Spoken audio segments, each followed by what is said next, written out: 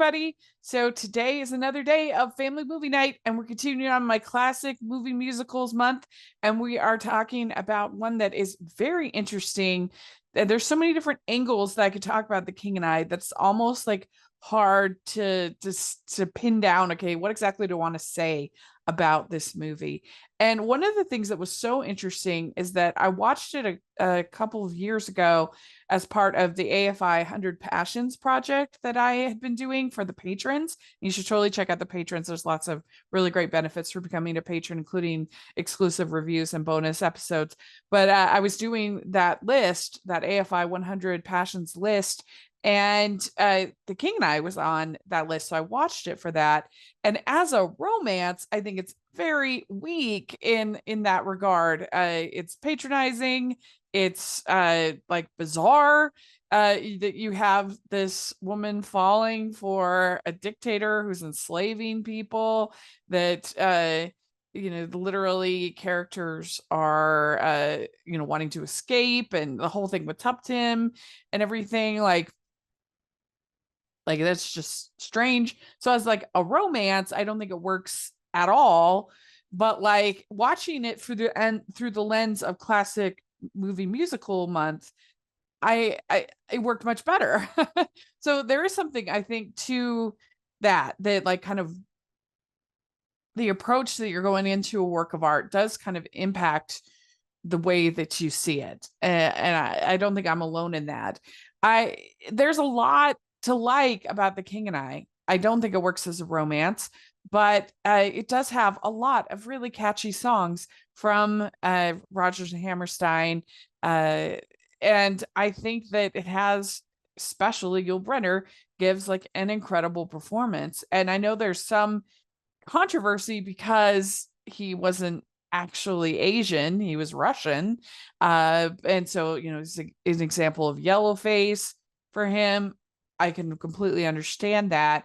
But he is very commanding in this role, and he can be very charming. I mean, I guess if there's a case to be made for the romance side of it, it is that he is so commanding. He is so charismatic. And one of the cool things I think about Yul Brynner is that he was just so unique. I think that there are a lot of times when you have a new actor and they'll say, oh, this is the new Jimmy Stewart, or this is the new, like Tom Hanks is the new Jimmy Stewart, or, whatever it might be. But I don't think you can say that about anybody with Yul Brynner. There's no new Yul Brynner. He was just totally unique. And I think that makes him really captivating on screen. And of course, this was a part that he knew and breathed, and he had done over 4,000 performances by the end of his life. I don't know if this is the only time someone has gotten 2 Tony Awards for a performance, but he got the initial Tony Award upon the initial run. But then he also got a special Tony Award in 1985 when he was about to die.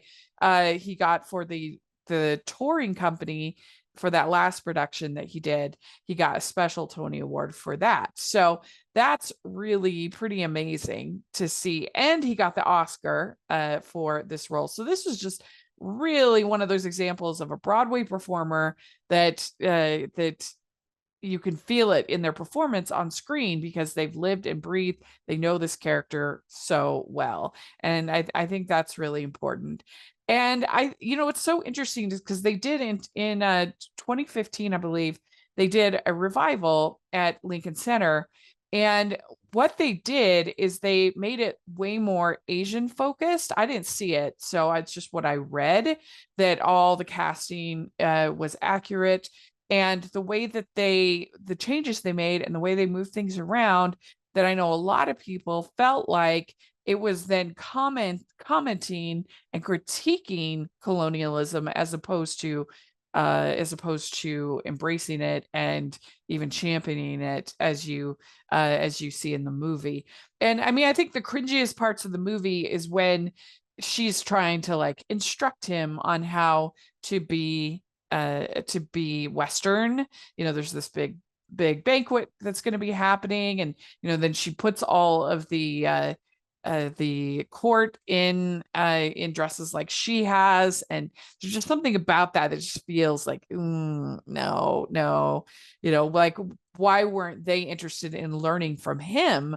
Like obviously you don't want to learn the bad things of slavery, the things, but like they don't need to change everything about their culture. Like they should have been interested in him, not him having to completely change for them, for the West. But it was true that this king, he did do this in the sense that he was very interested in Western he was very interested in Western ideas. He did bring over this Anna Leon Nowens to teach the children. I guess there was a battle between Anna and the king about her wanting her own house. And I guess there was a back and forth. And it says here that King Mongkut and Leon Nowens came to an agreement, $100 per month and a residence near the royal palace. 1867, Leonardus took a 6-month leave of absence to visit her daughter, intending to deposit Louis at a school in Ireland and return to Siam with Avis.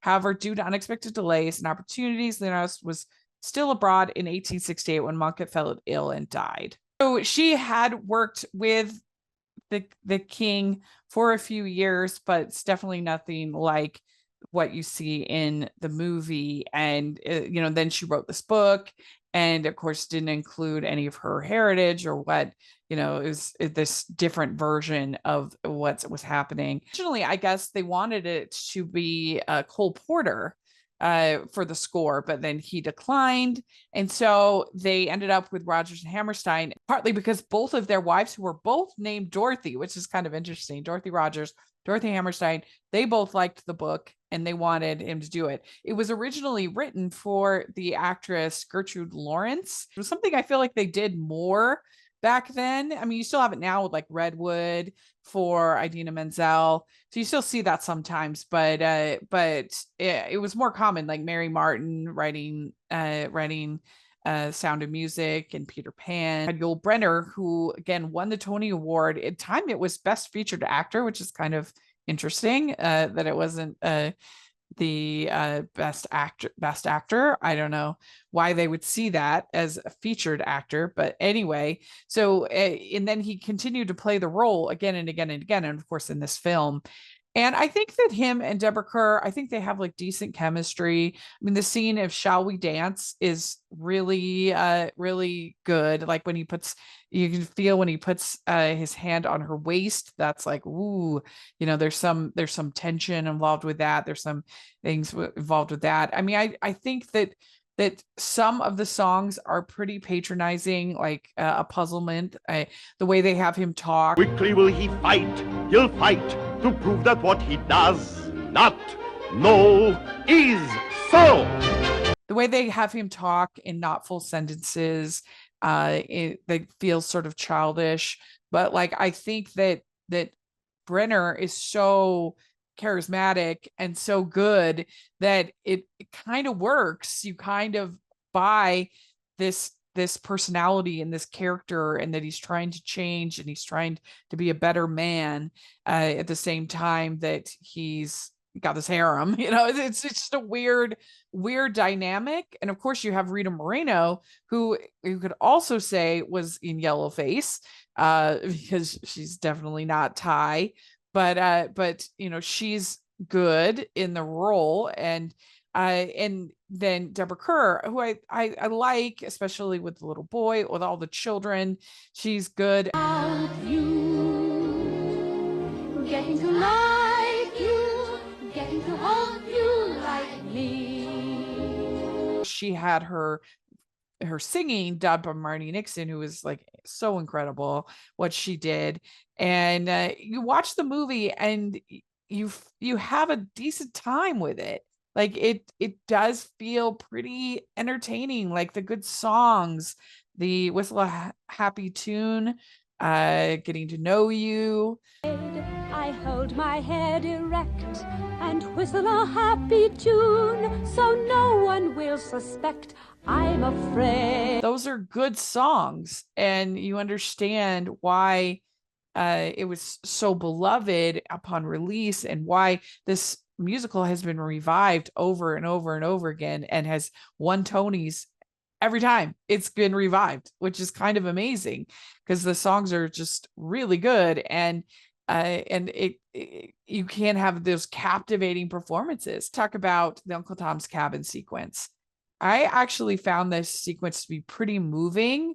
I'm not somebody who is that impacted by dance, ballet in particular, but the fact that they were basically telling the story of the slaves to the king with all those people there, like it did feel, you felt the tension, you feel bold, and the beautiful dance. Like it was quite good. Dancing back into theaters this August. Experience the music. Happy, happy, happy. And the magic. So the choreography for this movie was based on the choreography by Jerome Robbins that was used in the original stage production, and I think it's a beautiful, stirring, striking scene of dance and choreography in film. And of course, Jerome Robbins was a legend of a choreographer. It's hard because everybody's going to have their opinions about older films that have outdated elements and whether they can still appreciate those films. And, that's a personal decision that everybody has to make. But I do think that The King and I has enough strong elements to be worthy of a watch, even if it's not like an all-timer favorite for me. That the stars are so dynamic and great. The songs are really good. And it overall is just a beautiful looking movie. And I just think it's kind of interesting to think about kind of what it's saying about that time then, and how the show, if you look at the various Broadway adaptations, how it's evolved and changed over the years. I think that's interesting. I think it's worth making part of your musical journey and catalog, and just because it has so much to offer, even if it is flawed by modern standpoint. So what do you think about The King and I? Do you think it's worth watching? Like I said, I don't think it's really very good as a romance. I don't know why it's on that 100 romance list, but I think it is a pretty good musical as far as the songs, the choreography, the acting, all of that is quite good. So yeah, let me know what you think. And please check out all of my classic movie musicals month reviews. I would really appreciate it. And please like this video. Please subscribe to the channel. I would appreciate that so much. Also, we have our Patreon group, which is the biggest way you can support everything I'm doing. And you could be a part and you get to be part of watch-alongs and get to hear about how movies are made. It's so much fun. I try to make it really worth your while. Please check out the Patreon. And then the merch store, we have I Love Musicals shirts at the merch store. So if you love musicals, if you love The King and I, if you love classic musicals, then check out that in the merch store. You'll really enjoy it. And thanks so much, everybody. We'll talk to y'all later. Bye.